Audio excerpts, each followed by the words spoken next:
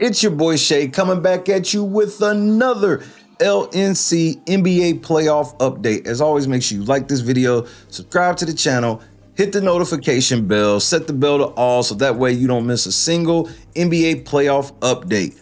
Breaking news, the Memphis Grizzlies have informed pending unrestricted free agent Dillon Brooks that he will not be brought back under any circumstances. League sources tell The Athletic. Oh boy, this is some big news right here. Dillon Brooks is not going to be a Grizzly anymore. I guess there will be no more.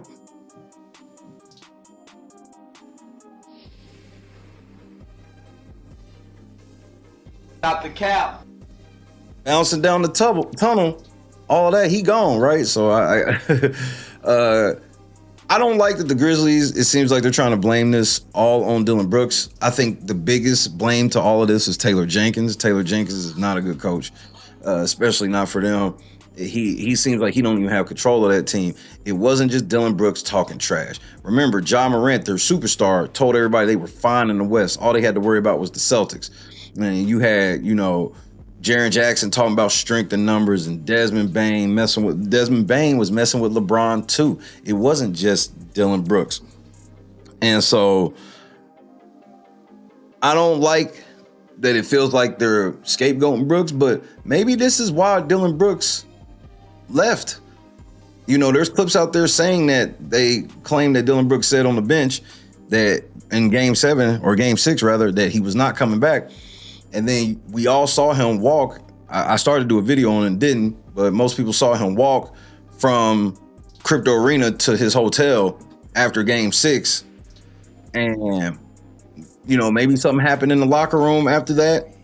There hasn't been a necessary report of that, but I can't really get behind them wanting to get rid of him because his quote unquote antics. No, the whole team has antics.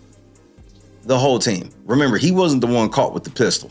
Of all the things that Dillon Brooks has done, he wasn't in the strip club with a pistol. So, but maybe some of his comments from his exit interview he did yesterday possibly have something to do with this.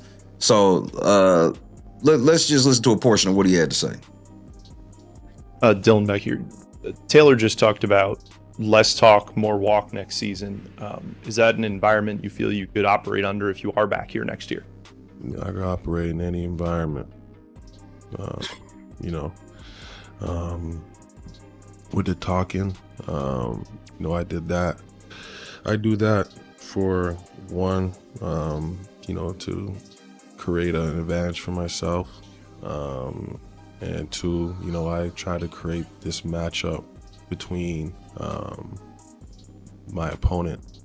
And, maybe sometimes that gets the best of me and it's too much, for other people. But that's just the way, I work, I operate, like that's what you're supposed to have on the defensive end, or else you're just going to be like the rest of these guys, just going through the motions. I mean, that's a direct shot at Taylor Jenkins, bro. That's a direct shot at your coach. When your coach is saying and it wasn't just, I got to be honest, I don't think that Taylor Jenkins aimed that directly just at him. It's the whole team. But this is why I think Taylor Jenkins got to leave. It's too late, bro. You let all this get out of hand. Now you want to tell everybody, well, next year we need to do more talking or more walking and less talking. Man, it's too late. It's too late. I mean, you hear what he's saying. He's like, that's how I get myself going, and maybe it's too much for some people. All I'll say is, the stats on the screen, he's supposed to be a 3-and-D player. His three-point shooting has plummeted, and not just this season. Like, his three-point shooting was way better last year. And his three-point shooting the more he's talked, the worse his shooting has been, in my opinion, from my eye test. But and then his defense in the playoffs, he was getting his ass busted. Let's keep it a buck. Didn't nobody drop these massive numbers on him and whatnot. But I mean, what could he have done, bro? They was leaving him wide open. He wasn't. I mean, bro, they was disrespectfully leaving him wide open. But I think the moment got too big for him. I don't necessarily think it was LeBron.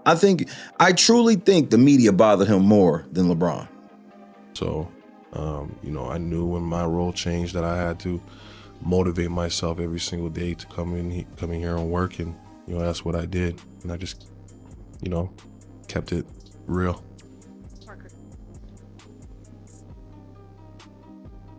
So, are you blaming this on you playing bad because Taylor put you in a messed up role? Because that's how I'm taking it, as kind of like a diss, where it's like, well, Taylor's saying this, but bro, I had my role changed and I came and I bought in, which allegedly. Dillon, just with the ups and downs of the season, you've mentioned yourself as a veteran in the locker room and a leader for this team. How did you see yourself grow as a veteran leader in the midst of all the adversity faced this season? My roles has changed regardless of with the ups and downs. I got put into, try to mold D-Rod and Jake and those guys as a leader. Trying to, get them to know what the NBA is all about, how to be professional, regardless of, what happened from last year to this year. Be a professional and not be either a cancer or something in this locker room.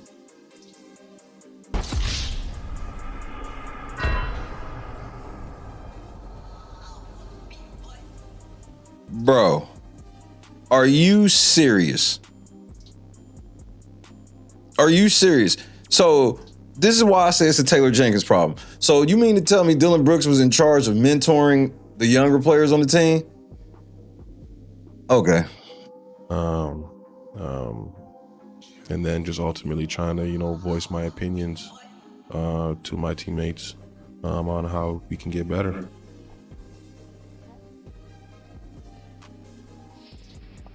Dillon, with your shooting at the end of the season, do you think it was an extended slump, or just at any point do you feel like it did get into your head and it did affect your performance in that way? Stupid question.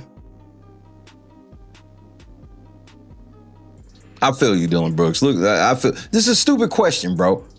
What is he gonna say? Oh yeah, LeBron was in my head. I talked trash to LeBron and then it reversed on me and they were like, bro, that's a stupid question. This is total gaslighting. It could have been an extended slump.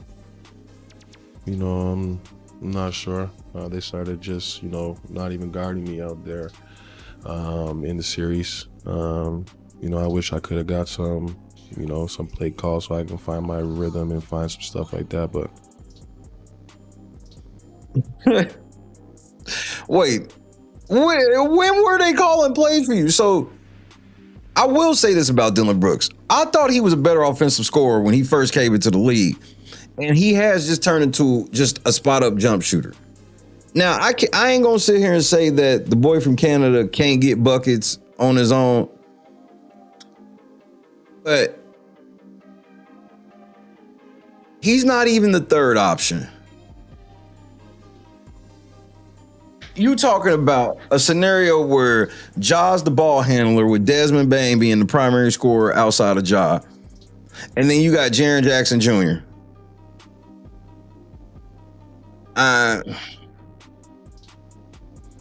There's just not there ain't. I mean, Dillon Brooks can only get off when he can get off. You know what I mean? He can only get what he can get.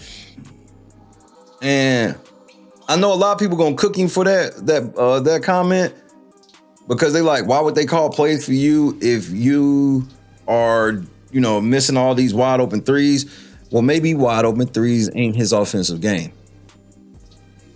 Now, I can't tell you what his offensive game actually is at this point, but I mean, I'll at least give him that benefit of the doubt. Again, this just seems like y'all blaming an 11, 12-point scorer for the reason they lost. Like, y'all act like Dillon Brooks was this 20 to 25-point scorer who let them down. Oh, Dillon Brooks played kind of like how Dillon Brooks was. His three-point shooting was down, but he's historically not shot the ball well against the Lakers in any game. So it is what it is. It wasn't in the cards for our team. You talked about the mental game a lot. Obviously, there's been a lot of criticism since the end of this series. How have you sort of handled that for yourself? I brush it off. I'm way more capable of, what I've shown. And I think that's why there's a lot of criticism, because, I've made myself as, a two-way player. And, I felt like... You're going to be a free agent this summer. What do you think about the chances that you could be back here next season? You're watching When Keeping It Real Goes Wrong. I think they could possibly be good. I'm leaving that, to my agent, Mike George, to handle that. And me just focus on the summer, focus on what I can get better, focus on how I can, contribute to getting better. Well, I just got off the phone with your agent, bro.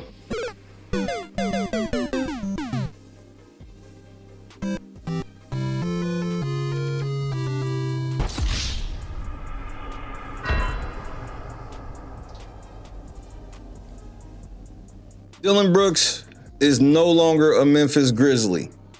Does this improve their chances of being good in the West, or fine in the West, as Ja put it? Or is this just, who cares? Do you think that Dillon Brooks is done in the NBA? I obviously do not. Do you think he's done in the NBA? Get in the comments, let me know right now. Dillon Brooks is no longer a Memphis Grizzly, and he will not be brought back under any circumstance. You want him on your favorite team? Let me know in the comments. I guess we'll be back with more. Game 1 tonight, Golden State versus the Los Angeles Lakers. Game 1 in the Chase Center this evening. And also Game 2 of the New York Knicks and Miami Heat. We'll see if Jimmy Butler's playing tonight and all these other things. We'll be back with more updates. Make sure you hit the like button, hit the subscribe button, hit the notification bell so you don't miss a single update right here on LNC. NBA playoff time. God is great. Peace.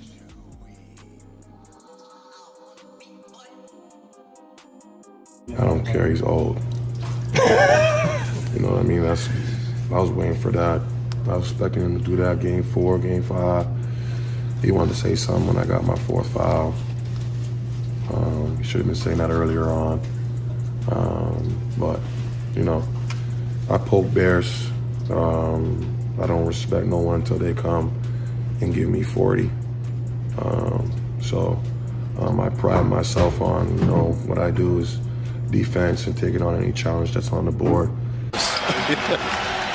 The King has exited. His night over.